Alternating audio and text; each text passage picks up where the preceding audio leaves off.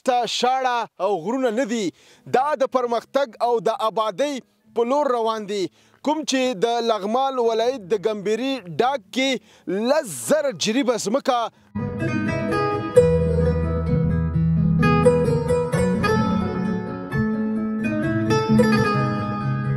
کې چې داسې ځوانان غونډې کوي نو دا ماته د خوشحالۍ احساس راکوي چې زه نور کارم وکړم تشویقېږم او دا چې زه نورې پیسې راوړم نور ملګري او تجاران ته راوغواړم او کانوینس یې کړم چې دلته سرمایه ګزاري وکړي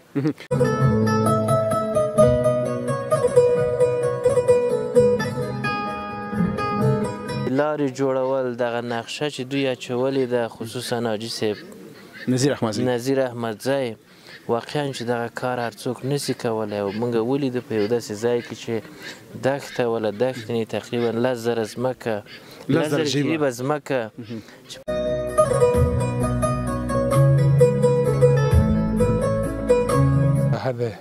چې مخکې دلته نه بوټی و نه اوبه و نه امکانات و نه فصل و نه باغ و نه تدابګزاري شوی و دا د حاجي صاحب نظیر احمدزي په هلو ځلو باندې او د دې په سرمایه ګزارۍ باندې ډېر اساسي ګامونه ایښودل شوي دي چې دغه ګامونه به انشاءالله موږ په لنډو کلونو کې 2-3 کلونو کې به انشاءالله ډېر د احتیاجي نه د پاکستان دغه هغه ستروس او مالټې او کینو یا څه نور میوه‌جات چې افغانستان ته راتله دا به انشاءالله چې د هغې بدیل واوسي او دا زموږ خپل عام پیداوار دی هم به موږ ترې استفاده کوو هم د خلکو دپاره د کار زمینه مساعدېږي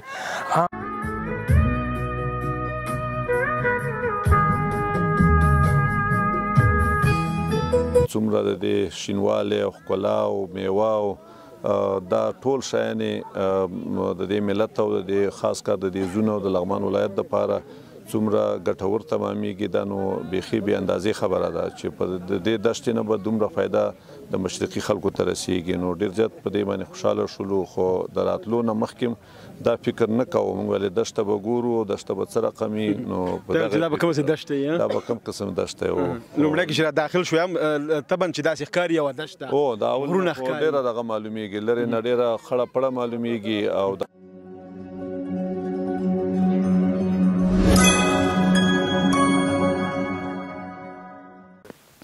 د سیختن تعالی په سپیڅلي نامه سلام افغانستان ستړي مشئ ښه راغلاست او هرکلی د خپرونو په دوام کې یو ځلې بیا له ښایسته لغمان ولایت نه تاسو به ووایئ چې څنګه غره ته ختلی او په دې دشته او شاړه کې څه کوي خو دا دشته شاړه او غرونه نه دي دا د پرمختګ او د آبادۍ په لور روان دي کوم چې د لغمان ولایت د ګمبري ډاګ کې 10,000 جریبه ځمکه د خړوبولو تر ټولو یو ښه خبر دی نن ورځ یو ځلې بیا راغلي یو احمدشاه ابدالي پارک ته کوم چې حاجي محمد نظیر احمدزی د افغانستان دویم ناکاموره لقب تاسو هم موږ ټول هیوادوالو ورکړی دی دلته نو دا ګورئ چې په دغه غرونو کې کار شوی دی او سړک تیریږي داسې نو دلته مشران کشران او د افغانستان د بېلابېلو ولایتونو نه مشران راغلي دي د لغمان ولایت د ننګرهار ولایت د کابل نه هغوی دلته راغلي دي د دې ځای د کتلو دپاره نو تاسو به دا هم په تصویر کې وګورئ چې دلته نن څومره پرمختګ شوی دی دلته درته خپرونه جوړو ملتیا مو وکئ وایي که له سنګر نه ژوندی راغلم له شنو بنګړو سره پیزوان درته راوړمه او ماشاءالله تاسې وګورئ دا د وطن مینه او دا د آبادۍ خبر او دا غرونه او دا بوټي نو دا هر څه چې سړی ګوري واقعیت د خوشحالۍ او د افتخار ځای دی د خوشحالۍ احساس کوي نو زه چې دلته دومره په دې جګه غره ته راوختم او دا بوټي ګورم لکه د نن نه 3-4 کاله وړاندې کوم چې دلته د دې غرونو تر اپله یو بل کلی دی چا به چې وي په دې لاره تېرېده مریض به یې راوړه نو مریض به نه پاتې کېده لارې ګودرې سختې وي ګړنګونه وله اوبه خو بالکل مطلق نه وي خو نن ماشاءالله تاسې وګورئ دلته برق اوبه بوټي دا بوټي څومره خوشحاله دي د بوټي دا خوشحالیان تاسې وګورئ مشران هغه د غرونو کې ګرځي غرونو ته ختلي دي او لیدنه کوي د دې ځای څارنه کوي چکر وهي او تاسې وګورئ دا بوټي هم سخت خوشحاله دي د حاجي محمد نظیر احمدزي د دعاګانې کوي خلک هم ورته دعاګانې کوي انشاءالله په راتلونکي کې حاجي محمد نظیر احمدزی وایي که ژوند نو دلته به داسې پرمختګونه وګورئ چې ستاسو به په خوب او خیال کې به هم نه راځي. راځئ هلته ځو خپرونه جوړو تاسو ته د مشرانو کشرانو حاجي محمد نذیر احمدزی چې د افغانستان دویم ناکامورا دی هغې سره هم خبرې کوو ملتیا مو وکړئ. ورکه ټیم غواړي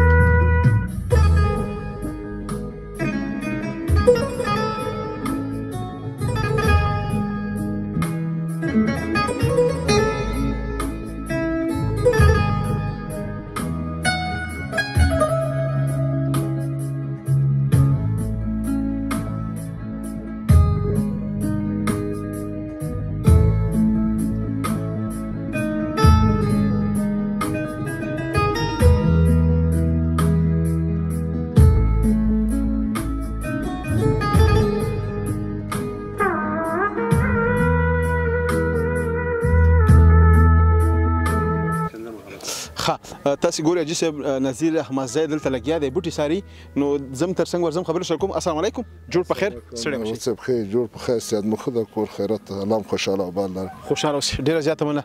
حاجي صاحب یو ځل بیا راغلو زړه مو شو مونږ چې د اعظم د نږدې نه وګورو او ستاسو دعوت نه مننه خوشاله شو او ماشاءالله دا بوټي خو ورستر بلې د پرمختګ په حال کې دي. دا خو مونږ نن د ملګري دوستان د باغ د کتنې لپاره دعوت کړي دی. الله تعالی د اجرونه ورکړي د والي صاحب معاون او د نورو تجارانو ملګرو دوستانو ته د بیا ور الله تعالی اجر او ښه زندګي ورکړي چې دا باغونه وګوري او د دې نه دوی متاثر سي او نور تجاران موږ تشویق کړو د وطن پرمختګ لپاره کار وکړي. نو موږ دا دوستانو تاسو ټولو ته دعوت درکړی چې راسئ نن دغه باغ وګورئ چې دغه ایمیج تصور نور نړۍ او نور افغانان وویني چې هغه هم خپله سرمایه‌ګذاري په دې خپل وطن کې وکړي. واقعیت د بالکل د ژمي په دا یخ موسم کې او دلته نو فکر وکړه د یو چکر دپاره یو تفریح دپاره ډېر ښایسته ځای دی او دغه لمر څومره ښایسته مزه کوي حاجي صاحب. وطن خو ټول ښکلی دی خو دغه لمر او د مشرقي د معتدله هوا چې تقریبا 40-45 درجې حرارت لري او بیا داسې خواږه ملګري دوستان چې راغلي دي او دا باغ او دا د ګمبري دشته کې چې داسې ځوانان غونډې کوي نو دا ماته د خوشحالۍ احساس راکوي چې زه نور کار هم کوم تشویقېږم او دا چې زه نورې پیسې راوړم نور ملګري او تجاران راوغواړم او کانوینس یې کوم چې دلته سرمایه‌ګذاري وکړي انشاءالله. بالکل لکه تر دې نن ورځې پورې حاجي صاحب څومره وخت کېږي له خیره سره چې دغه پرمختګ روان دی؟ 2023 د اومې میاشتې د عیسوي موږ دغه کار شروع کړی و الحمدلله. دا اوس تاسو وګورئ دغه 2.5 کاله ووتل او دغه 3 لکه بوټي شاوخوا چې هغه د میوهدار او غیر میوهداره بوټي دي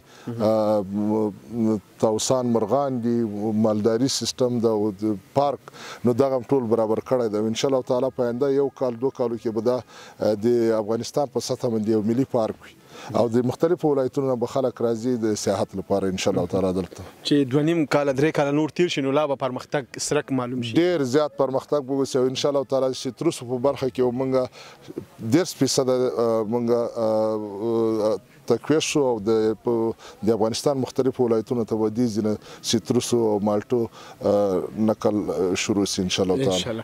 دغه مېلمنو ته به د غرونو کې چکر ورکوو دا ډارېدل نه ولا مېلمانه خو ډېر د خوشحالۍ احساس یې کوو داسې مو یو چکر ورکړ بیا ماسې شمال ختیځ او جنوب طرف وګرځېدل نو دوی دومره زه تشویق کړم دومره یې وستایلم چې ما په کالوی کې نور نه جهېدلم دې کې فریدون خان داسې انجینر زمری او خوشحال او ډاکټر زلمی خان احمدزی د والي صاحب مفتي صاحب والي صاحب معاون او د صنعت او سوداګرۍ رئیسان دا ټول په دې ځای وګرځېدل دوی د خوب لیدل دا چې دلته موږ لکه خوب چې وینو ډېر زیات کار شوی او ما ته دا موږ ته دا تشویق راکړو موږ کانوینس کړو موږ تحریک کړو چې نور سرمایه‌ګذاري مو وکړو. بله یعنې د تیر پارلمان وکیلان هم راغلي دي و د تیر حکومت پارلمان وکیلان هم راغلي دي او تجاران راغلي دي چې شاه ولي صاحب دلته په مشرقي کې جګ بلډینګونه جوړ کړي او عمومي دروازه جوړوي چې هغه ننګرهار کې چې هغه تقریبا په هغې باندې 6 میلیونه په هغې دروازه خرچه راځي او ډېر اساسي کار نو هغه هم راغلی دی او دلته د موږ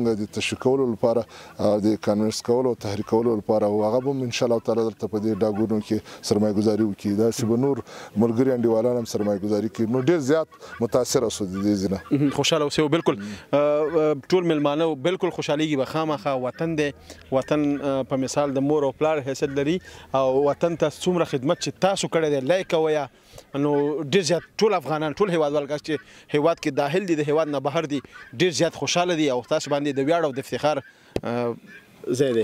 الله تعالی د ټول افغانان خوشحاله آباد لري او د هغه د افغانان چې دي د چا نه کم نه دي او ان شاء الله تعالی د موږ په دې امنیت کې او دې حالاتو کې به نور تجاران هم راځي په افغانستان کې به سرمایه‌ګذاري کوي او دا به یو ورځ د افغانستان د نورو ملکونو سره سیال هیواد وي لکه څنګه چې اوس دلته موږ یو څه ناڅه کړي دي نو ان شاء الله تعالی نور موږ نه کوي ښه تجاران دي هغه به راځي او دلته به سرمایه‌ګذاري کوي نو زه د افغانانو دا کمنټونه ګورم د افغانانو دغه تشویق کول ګورم ما ته نور جرأت راکړي چې دلته سرمایه‌ګذاري وکړم او الله تعالی دې ټول هغه افغانان چې په خارج کې دي الله دې په خپل وطن باندې دوی ثواب وایي او هغه تجاران چې هغه کمه سرمایه لري په دې وطن کې په زراعت په بخش کې دوی سرمایه‌ګذاري وکړي ان شاء الله تعالی د نورو هیوادونو نه به دلته زیاته منافع وویني او که چېرته څوک غټه سرمایه لري او په دې افغانستان کې انویسټمنټ کړي او دلته سرمایه‌ګذاري وکړي نو ان شاء الله تعالی د ټولو بهتره ملکونو نه به د افغانستان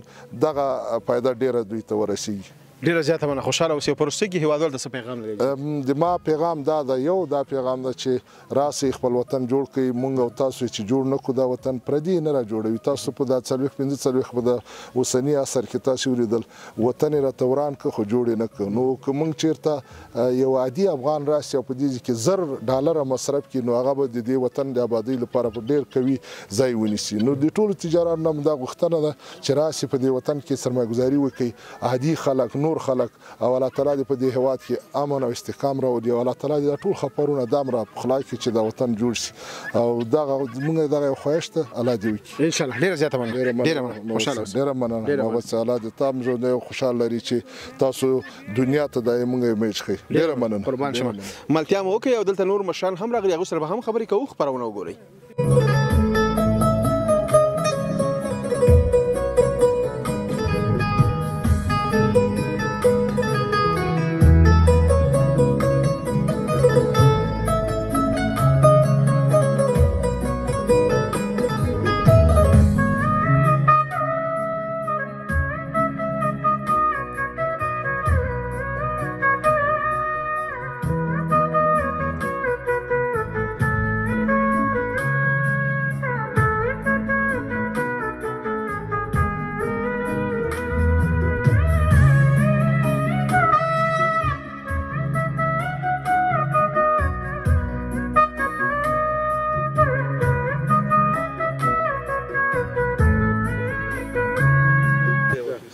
لیدونکو یو ځل بیا هم ښه راغلاست او دا د نن د ننګرهار ولایت د داسې یو مشر سره خوشبختانه ولاړ یم ډېر د خوشحالۍ احساس کوم او د خوشحالۍ ځای هم دی د ولایتي شورا منشي او وکیل صاحب محترم ذبیح الله زمری کوم چې خوشبختانه ډېر داسې کم خلک په افغانستان کې پاتې دي وجه دا ده چې هغه د دې وطن او د دې پاکې خاورې سره لیونۍ مینه لري او زه هم نن ډېر خوشحاله شوم چې د افغانستان د آبادۍ د پرمختګ یو خبر کې له دې سره خپرونه لرم او خبرې سره کوم السلام علیکم ستړي مشئ ښه راغلاست علیکم ډېره مننه ستا د کور ودانې زه هم خوشحاله شوم چې دلته راغلم او تاسو لطف وکړو چې زه تاسو سره څو خبرې په دې هکله وکړم منندوی د تاسو یم خوشحاله اوسئ ډېره مننه انتظار مو درته ډېر وکړو خو تاسې داسې جګو جګو غرونو ته ختلي وئ ګرځېدی دا ساحه مو نږدې کتله که نه چې څنګه جوړه شوې ده په اوله قدمه کې تاسو ته او ستاسو د چینل د لارې ټولو درنو لیدونکو ته خپل سلامونه او نیکې هیلې وړاندې کوم په یو جنګ ځپلی هیواد کې په یو غم ځپلی هیواد کې بعد د کلونو چې دلته 15 لسیزې جنګونه اوس الحمدلله د جنګ په ځای اوس د آبادۍ د ترقۍ او د پرمختګ لپاره فرصتونه مساعد شوي دي چې یو تعداد یا ګڼ زموږ هیوادوال شتمن خلک سوداګر په ډیره مختلفو برخو کې سرمایه گذاري کړې ده او سرمایه گذاري کوي چې دا زموږ لپاره د ښه راتلونکي لپاره یو پیغام دی بلې او په لنډه کې ووایو دغه ساحه چې موږ وکته په کیلومترونو غرایزه ساحه ده چې مخکې دلته نه بوټی و نه اوبه و نه امکانات و نه فصل و نه باغ و نه تدابګذاري شوی و دا د حاجي صاحب نذیر احمدزي په هلو ځلو باندې او د دې په سرمایه ګذارۍ باندې ډېر اساسي ګامونه ایښودل شوي دي چې دغه ګامونه به انشاءالله موږ په لنډو کلونو کې 2-3 کلونو کې به انشاءالله ډېر د احتیاجي نه د پاکستان دغه هغه ستروس او مالټې او کینو یا څه نور میوه‌جات چې افغانستان ته راتله دا به انشاءالله چې د هغې بدیل واوسي او دا زموږ خپل عام پیداوار دی هم به موږ ترې استفاده کوو هم د خلکو دپاره د کار زمینه مساعدېږي هم پخوا کې دا زموږ شاړې به آبادېږي دا غرونه به آبادېږي اوس موږ چې داسې لاړو په دې موټر کې د غرونو باندې د غرونو باور مو راته چې یا دا به هېڅ لاره ګودره ولري که نه بلکل دا د تصور نه وتلی خبره ده چې په دې غرونو کې 4 خواوې ته سړکونه جوړ شوي دي دا په هلو ځلو باندې شوی دا په یو فکر شوی دی دا په د یو کار د بنیاد پر اساس رامنځته شوی دی چې دا په دې غرونو کې سړکونه دي او لاندې به انشاءالله چې دا باغونه به په دې لنډو کلونو کې به د ټول ننګرهار او د افغانستان دپاره د تماشې دپاره به یو بهترین پارک وي. بله بالکل. لومړی ځل مو د وکیل صاحب دلته راغلی؟ زه خو بالکل دا زما لومړی ځل هم دی او ډېر خوشحاله م شوم چې دلته راغلی یم. بله بالکل. لکه دلته ډېر زیات پرمختګ شوی دی، که لکه یادونه وکړم د میلیونونه ډالر دلته مصرف شوي دي او د افغانستان یو سرمایه د راتلونکي څنګه چې تاسو یادونه وکړله چې دلته په راتلونکي 3 کلو کې به ډېر زیات پرمختګونه وشي. حاجي صاحب خپله یادونه کوي چې که ژوند و زه ژوندی وم تاسو به دې شاهد اوسئ چې دلته به د نورو ملکونو نه خلک چکر تفریح دپاره راځي. نو دا خو به خامخا تاسو به کله کله اورېدلی دا زموږ یو تعداد هیوادوال کله مر یادوي کله کالام یادوي. زه خو د دې شیانو سره موافق نه یم بلکې مخالف هم یم، خو دا زموږ د وطن هر غر موږ باید په پاریس باندې ورنکړو. دا عملا موږ ثابت کړی دی چې موږ د خپل خاورې سره مینه لرو که نه لرو. او یو تعداد زموږ هیوادوالو چې د شعار خلکو چې لږ فشار نه و راغلی ډېرو دا وطن خوښه کې وتښتېده، هغوی سره نه فکر کو نه یو د وطن سره مینه و. نو زه وایم چې یو تعداد هیوادوال چې په بهر کې سرمایې لري او پیسې لري او راځي دلته به په خپل وطن کې سرمایه ګزاري کوي، دا زموږ د ښه راتلونکي دپاره د ښه پرمختګ دپاره د لنډ پرمختګ دپاره به موږ ته دا پیغامونه راکوي. موږ په دې باندې موږ هم خوشحاله کېږو، په راتلونکي نسلونو دپاره دا زموږ به انشاءالله چې ډېر لوی لاسته راوړنې موږ ولرو. واقعیت ده بالکل. لکه وکیل صاحب چې دی ډېر زیات خدمت ګران هیواد افغانستان ته کړی، بالخصوص مشرقي ته زیاتره مینوال وکیل صاحب لري، هغه په هیواد کې داخل دي که د هیواد نه بهر دي. زیاتره به اوس په سوچ فکر کې دا راځي پروګرام به ګوري خپرونه وایي به چې وکیل صاحب دا وطن څنګه نه دی پرېغوسی، اوس هم په وطن کې دی. نو دا خو زموږ وطن دی الحمدلله، موږ هغې نه منکر نه یو. موږ په تېر جمهوریت کې چې وکیل وو یا د خلکو استازي وو، موږ که ښه کړی یا بد کړی هغې باندې دا خلک قضاوت کوي. دا زموږ وطن و، دا زموږ وطن دی. دا وطن د یو ډلې د یو ګروپ او د یو چا خاص او مشخص ملکیت نه دی، دا د ټول مملکت وطن دی او دا مملکت د ټولو هیوادوال دی. په دې کې یو کس دی نه افکار هم فرق کوي، نظریات هم فرق کوي، اعمال هم فرق کوي. موږ ښه د بدو سره او بد د ښو سره باید ګډ نه کړو، همیشه باید تفکیک وکړو، ښه ښي او بد بدي. موږ د ښو طرفدار وو، د ښو طرفدار یو، د بد نه د خدای موږ تاسو ټول هیوادوال اوسئ. بله بالکل. ډېر خوشحاله شوم په پروسې کې به ډېره مننه وکړم ځانګړې او الله تعالی دې د افغانستان د خاورې د ولس دپاره تلپاتې ډېر زیات عمر درکړي چې همداسې دوامداره خدمت وکړي. خدای تاسې ژوندي لري، دا زموږ نوی نسل د خدای په ملي روحیه باندې ولري او دا زموږ مشران او مسؤلین چې د دولتداري په راس کې دي دوی نه زموږ همدغسې تمه کېږي چې د افغانستان د پرمختګ دپاره او د افغانستان د ابادۍ دپاره چې یو ښه مثال دا ده چې دغسې ګامونه ایښودل شوي په ټول هېواد کې دغسې ګامونه کېښودل شي. یا په لنډ نمونه یې ووایو چې دا د قوشتېپې پروژه چې دا که الله تکمیل کړي او انشاءالله امید چې دا تکمیل شي، موږ به د پاکستانیانو او د ډېرو هېوادونو د احتیاجي نه به خلاص شو او الله دې د زموږ مسؤلینو ته توان ورکړي چې د خپل هېواد د احتیاجي د رفع کولو لپاره نور هم جدي ګامونه واخلو. ډېره مننه. په وروستۍ کې د وطن احساس او وطنۍ مینه او وطن د خدمت نه مو ډېره مننه. خدای آباد لره. قربان وشم. ډېره مننه. ملتیا مو وکړه احمدشاه ابدالي پارک او دلته نو تاسو ته خپرونه جوړو د نړۍ په ګوټ ګوټ کې راسره وګورئ.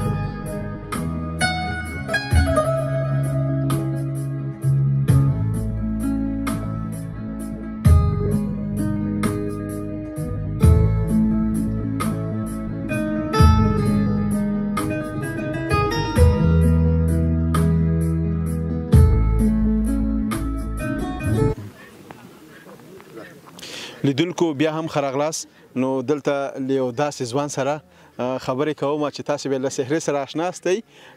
د افغانستان د ژورنالستانو د جملې نه د سیاسي خپرونو یعنی د سیاسي بحثونو مشهور ستوری روح الله علیزی صاحب چې تاسو به له سحرې سره آشنا استئ او د شمشاد ټي وي تلویزیون کارمند دی. السلام علیکم، جوړ بخیر، ستړي بشئ. تاسو سره په خیر سات مخه ده جوړ یاست.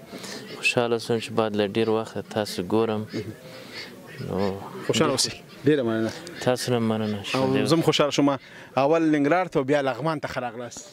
والله ډیر ښه سفر و زما دپاره. د له ښاره چې کله کله سړی وځي د افغانستان نورو سیمو ته ولایاتو ته بیا هلته له نوي بدلونونو سره مخامخ کېږي، واقعا سړی روحیه اخلي. ننګرهار ته ولاړم، ښه یو تفریح سو زما دپاره. بیا دغه ځای څخه رالم دلته لغمان ته. نو واقعا چې ښه ورځ به تر دغه وخته پورې. بالکل. ستاسو اکثره علیزی صاحب سفرونه د سیاسي شنونکو سره وي که نه؟ د سفر کې د ځان سره ملګري راوستي او که نه؟ ولا نه، یوازې رالم.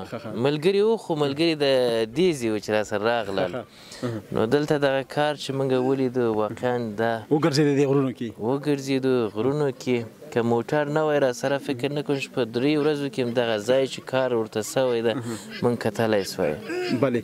نو وګوره دومره پرمختګ شوی چې پیاده په دې غرونو کې څوک نشي ګرځېدلی. لا خو موټر خو پرېږده، موټر اوس هغه خلک په موټرو کې ګرځي. واقعیت ده. دغه د لارې جوړول، دغه نقشه چې دوی اچولې ده، خصوصا حاجي صاحب نظیر احمدزی، واقعا چې دغه کار هر څوک نسي کولی. او موږ ولیدو په یو داسې ځای کې چې دښته ولا دښتې نه تقریبا 10,000 ځمکه 10,000 جریبه ځمکه چې په دې کې یوازې دغه ځای کې زه حیران پاتې یم چې د آفرین د ده په جرأت باندې، آفرین د ده په دغه قاطعیت باندې چې ده درلودله یا یې لري، یو دغسې ځای جوړ کړی. دا واقعا په افغانستان کې یو نوی کار د هغه خلک شعار ورکوي، ولې ده ثابته کړل چې په عمل کې هم که موږ وغواړو هر څه کولی سو. بلې. لومړی چې دې باغ ته رادننه شوئ هغه اول سر کې یو دشت راځي. تاسو احساس وکړئ چې دا خو لکه چې غرونو ته رالوږو. څنګه؟ یو غټ مثال چې د هر چا دپاره احمدزی صاحب وړاندې کولی سي هغه دا ده چې اول خو دغه ځای ته مخکې له راتګه چې وګورې دښتې دي، هېڅ باور دې تا نه راځي چې دا دښتې دې دغسې جوړ سي. ولې کار څه شي وسو چې ټولو خلکو ته یو مثال سو چې دغه دښتې هم حاصلخیزه ځمکې لري، هم یې اوبه فریمانه دي، نور هر څه کولی سي. اوس دغه کار د موږ ناکامورا وایي په افغانستان کې څومرې تشویقه ولې د دې شخص کار چې ما ولیده واقعا چې دا باید وستایل سي. د ده کار باید یو مثال وي د افغانستان په سطح باندې. حکومت او ټول ولسونه باید د دغسې شخصیتونو، د دغسې وطن دوست اشخاصو تر شا ودرېږي. دا د ټولو مسؤلیت ده. فکر وکړي چې د دغه کار سره چې ده کړی 10,000 جریبه ځمکه ده آباد په دې کې 200 کسان هم د اوس په عملا په کار اخته دي. 200 کورنیو ته د نفقې زمینه برابره سوې. کاش زموږ هر پانګوال، هر تجار، هر څوک چې وس یې رسېږي د وطن دپاره دغسې یو کار وکړي. دا واقعا یو مثال ده او زه افتخار کوم چې دغسې ځای ته رالم او د دغه ځای څخه ما ډېر معلومات ترلاسه کړل او قوي انګیزه مې واخیستله. ښایسته خبرې. بالکل.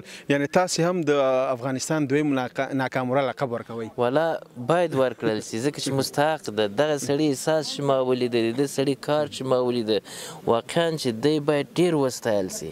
او واقعیتونه نه پټېږي. هر افغان چې ننګرهار ته راځي باید دغه ساحې ته راسي، د دغه ځای کار وګوري.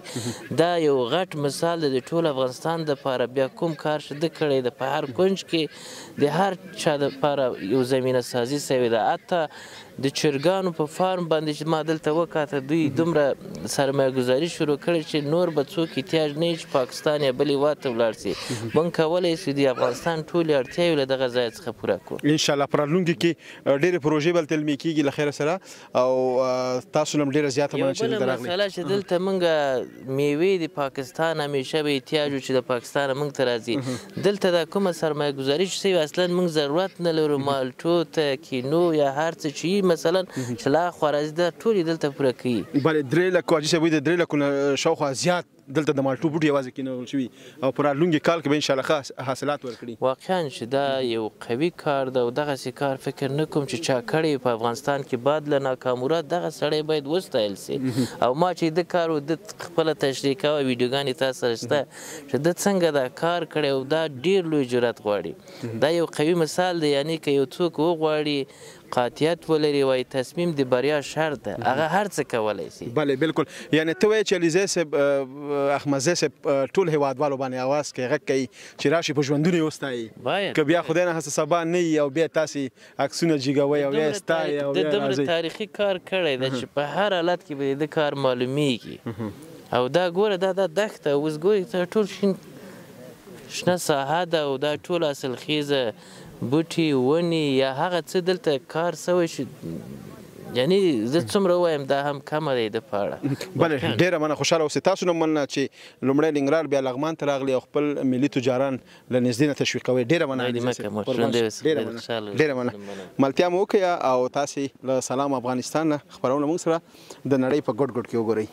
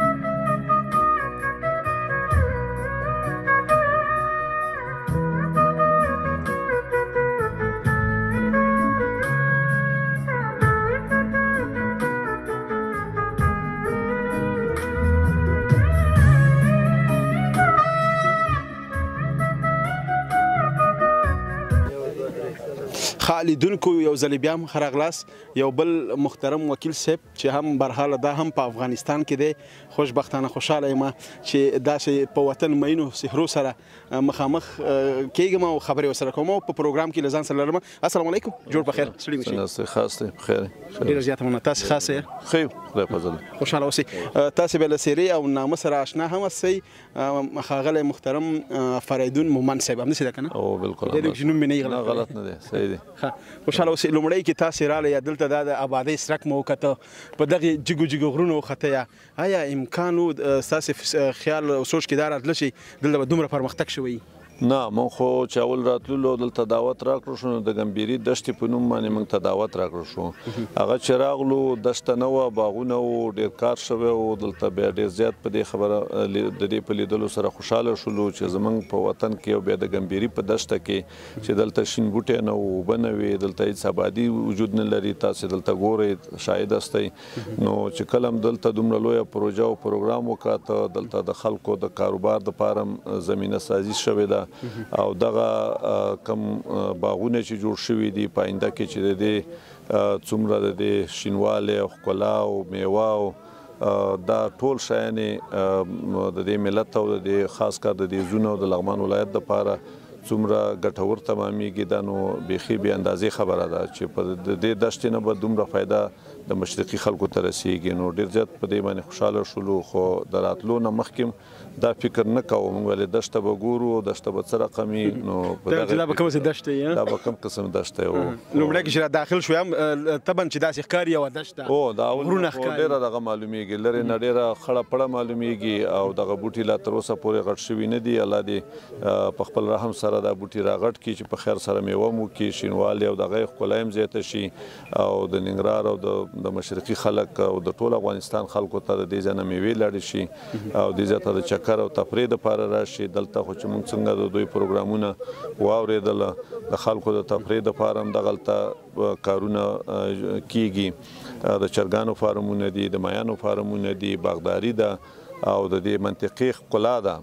د ټولو نه دا مهمه ده چې دا په آب و هوا کې هم ډېر تاثیر لري چې هوا ورسره ښه کیږي او په ښکلا کې هم چې ننګرهار او مشرقي ولایتونه خو د مخکې نه همیشه بهار او ښکلي وو او د دې سره به نور هم ډېر زیات ښکلي او ښایسته شي. نن ورځ دلته په خیر تېره شوه؟ ډېره ښه تېره شوه، خوشحاله تېره شوله او د دې په لیدلو سره نوره خوشحالي مې یو په دوه شوله چې موږ د خپل وطن د آبادۍ طرف ته ګورو او روان دی، نو په دې باندې نور هم ډېر خوشحاله شو. ډېره مننه کوم، خوشحاله اوسئ.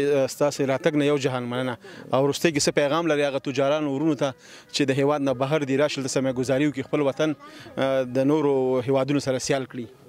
تاسو نه مننه کوو چې دلته زحمت ایستلی او راغلي یاستئ او د میډیا د لارې نه ټول افغانستان ته د دغه ځای پروګرام نشروئ او د تجارانو نه مخکې ما په خبرو کې مې ویلې چې د ټولو تجارانو نه غوښتنه دا ده، پیشنهاد هم ورته دا دی چې په مختلفو ملکونو کې زمونږ د تجارانو ډېرې لوی سرمایه دي او نور ملکونه پې آبادیږي، دا باید خپل وطن ته راوړي، دغه خپل وران افغانستان پې جوړ کړي تر څو د ټولو افغانانو مشکلات پې حل شي او په افغانستان کې ټول سره شریک او ښه ژوند ولرو.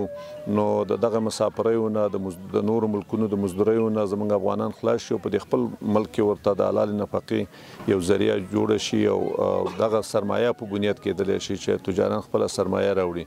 نو دا زموږ د ټولو ته پیشنهاد دی، غوښتنه هم ده چې همدغسې چې څنګه حاجي صاحب محمد نذیر احمدزي خپله سرمایه د کویټ نه راوړې ده او دلته یې مصرف کړې ده او دغه ورانې دښتې پې آبادي کړي، دا پاتې دښتې خدای دې وکړي چې دغه نور تجاران راشي او هغوی آبادي کړي، نو افغانستان ته به نور خلک ضرورت ولري، د دوی میوو ته، د دې چکر ته، د دې مزدورۍ ته، دلته به نور خلک د بهر ملکونو تشویق شي او سرمایه ګذاري به وکړي. اوس نور خلک زموږ خپل خلک چې د افغانستان نه سرمایه وباسي یا یې نه راوړي، نو نور د دنیا نور خارجي ملکونو خلک خو هېڅکله نه تشویقېږي چې هغه سرمایه راوړي او دلته سرمایه ګذاري وکړي او انشاءالله د افغانانو په سرمایه راوړلو کې به د نورو خلکو تشویق هم ډېر وي. ډېره مننه محمد صاحب، خوشحاله اوسئ. ډېره مننه، الله مو ژوندي لره. ډېره مننه، ملتیا مو وکړئ او خپرونه وګورئ.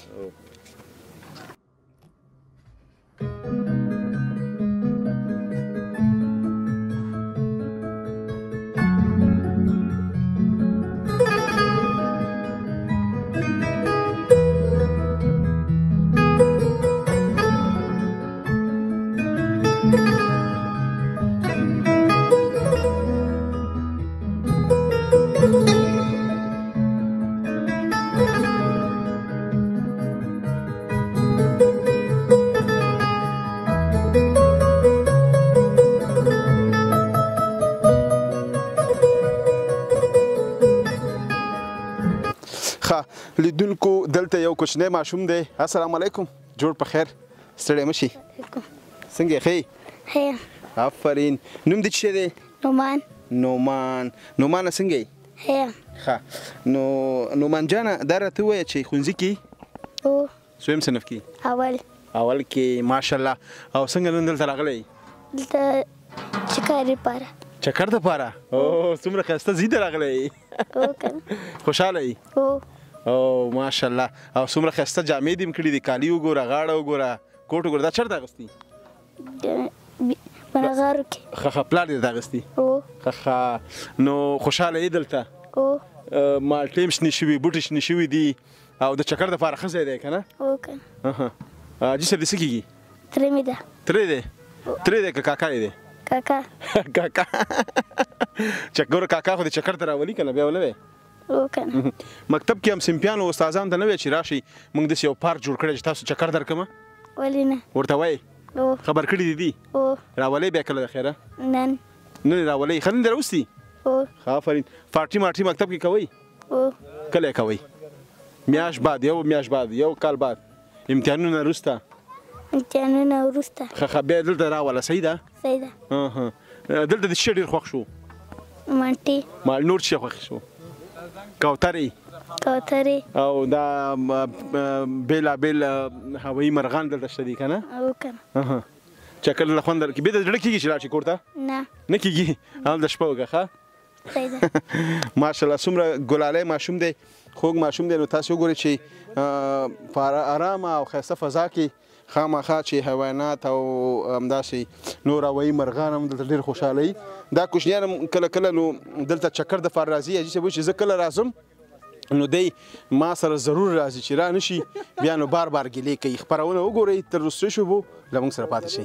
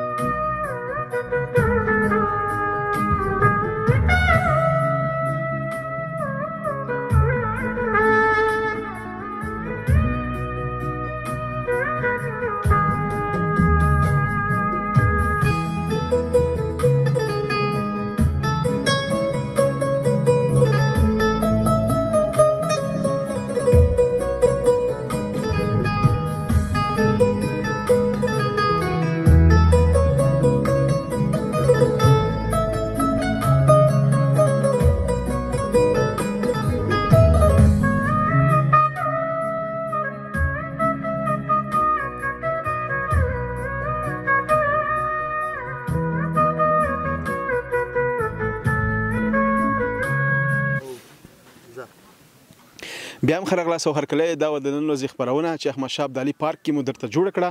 هیله ده چې د خوښې وړ مو ګرځېدلې وي. تر بلې خپرونې ستاسو په دران شوپړ کې حاضرېږو. تاسو په لوی بخښونکي څښتن تعالی رب باندې سپارو. چې ته چې اوسئ ښاد یاد بریالي اوسئ. دې سولړي سوکاله تلفاتې افغانستان په هیله. لوی العمل د خدای په امان.